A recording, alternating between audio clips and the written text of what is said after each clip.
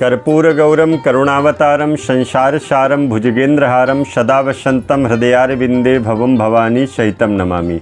प्यारे मित्रों, जय श्री राम, जय माता दी। मित्रों, आज आपसे चर्चा करते हैं हरितालिका तीज का पावन पर्व, जो कि भाद्रपद मास के शुक्ल पक्ष की तृतीया तिथि को मनाया जाता है। यह भाद्रपद मास का शुक्ल पक्ष में तृतीया तिथि का जो प्रारंभ का समय है 5 सितंबर दोपहर में 12:21 पर प्रारंभ हो रही है और जो कि 6 सितंबर को दोपहर में 3:01 पर समाप्त हो जाएगी। इसलिए हरितालिका तीज का जो पावन व्रत है यह 6 सितंबर को रखा जाएगा। और हरितालिका तीज में कैसे पूजा करनी है, इस विषय पे आपसे चर्चा करता हूँ। सर्वप्रथम आपको एक पट्टा रखना है, पाटा रखना या चौकी रखना, उस पर कपड़ा बिछाना है, लाल कलर का कपड़ा या पीले कलर का कपड़ा। इसके बाद में आपको केले के पत्ते का बंधनवार, केले के पत्ते चौकी में लगा करके एक आपको दिव्य सिंहासन बनाना है। या केले का सिंहासन नहीं बना सकते तो आपको वहीं पर केले के पत्ते स्थापित कर देने। एक कलश की स्थापना करनी है, आपको मिट्टी की भगवान शिव और माता पार्वती की मूर्ति बनाना है और उसी चौकी पे आपको स्थापित करना है। इसके बाद में आपको पूजन सामग्री में क्या क्या सामग्रियां लेनी है, गंगा जल लेना है, दूध, दही, घी, शहद, शक्कर, पंचामृत बनाना है इसका। इसके बाद में आपको वस्त्र चढ़ाने के लिए लेना है, जो भी आप साड़ी और भगवान शिव के वस्त्र इत्यादि श्रृंगार का सामान, सोना चांदी जो भी आप चढ़ा सकते हैं श्रृंगार सामग्री में, वो चीज़ें लीजिएगा। सिंदूर लेना है आपको, चंदन लेना है, चावल लेना है, रोली है, यज्ञोपवीत है, इत्र है, फूल, फल, माला, मिष्ठान्न, नारियल और घी का दीपक वहाँ पर प्रज्वलित करना है।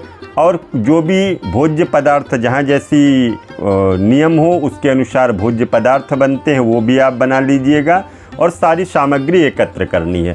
अब आपको पूजन कैसे करना है, आपने जो चौकी बना करके, दरबार बना करके रखा हुआ है, तो आपको वहाँ पर भगवान शिव और माता पार्वती से पहले गणेश जी का पूजन करना है, कलश का पूजन करना है और नमः शिवाय बोल करके जो भी वस्तु अगर आप घर पे कर रहे हैं तो नमः शिवाय बोल करके वो वस्तु समर्पित करिएगा।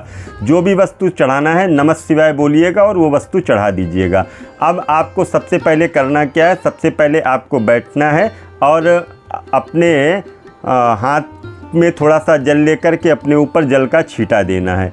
छींटा देने के बाद में आज के दिन आपको आचमन नहीं करना, क्योंकि जल नहीं पिया जाएगा। तो ऐसे हाथ में लेकर के और पास में ले जा कर के उस जल को नीचे छोड़ दीजिएगा।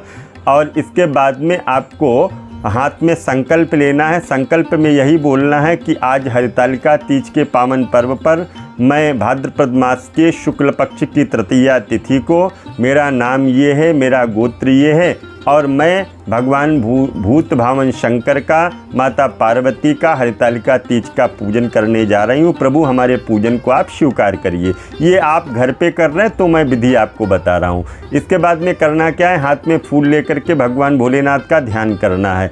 ध्यान में आप जो भी मंत्र याद है तो ठीक है, नहीं याद है तो नमः शिवाय बोलिएगा और पुष्प चढ़ा दीजिएगा। अगर आप ऐसे भी कर सकते हैं, कर्पूर गौरम करुणावतारम संसार सारम भुजगेंद्रहारम सदा वसंतम हृदयारविंदे भवम भवानी शैतम नमामि। इसके बाद में आपको शंकर जी पे जल चढ़ाना है। जल के बाद में थोड़ा सा पंचामृत चढ़ाना है। पंचामृत के बाद में फिर जल चढ़ाना है। अब इसके बाद में आपको वस्त्र चढ़ाने हैं। वस्त्र जो भी आपके पास में वो चढ़ाइएगा। इसके बाद में यज्ञोपवीत चढ़ाना है और यज्ञोपवीत चढ़ाने के बाद में इत्र चढ़ाइएगा। इत्र के बाद में आप चंदन है, कुमकुम है, रोली है, माता जी को सौभाग्य सामग्री है, सिंदूर है, वस्त्र है, श्रृंगार का जो सामान है, ये सब कुछ चढ़ाइएगा।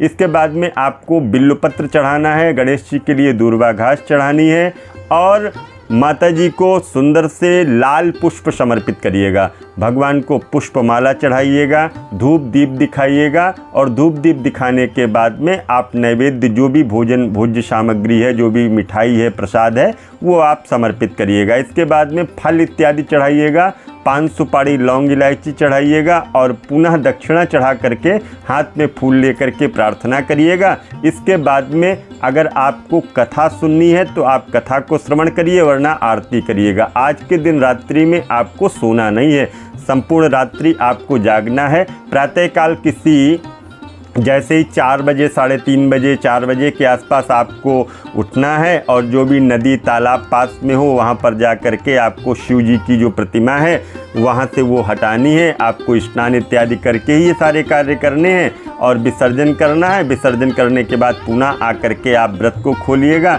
व्रत खोलने का समय जो है सुबह 6 बजे से लेकर के 8 बजे तक रहेगा। प्रथम आपको खीरा खा करके ही व्रत खोलना है।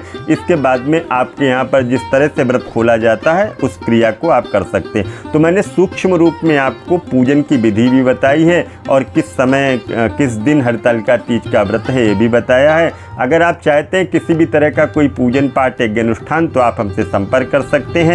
राम कथा, भागवत कथा, गृह प्रवेश, काल सर्प दोष की पूजा, महामृत्युंजय मंत्र का जप, या चाहते हैं पितरों की आत्मा की शांति के लिए पितृ गायत्री तो भी आप संपर्क कर सकते हैं। पुनः मिलूंगा एक नए वीडियो में, तब तक के लिए दीजिए इजाज़त। जय माता दी, जय माँ गंगे।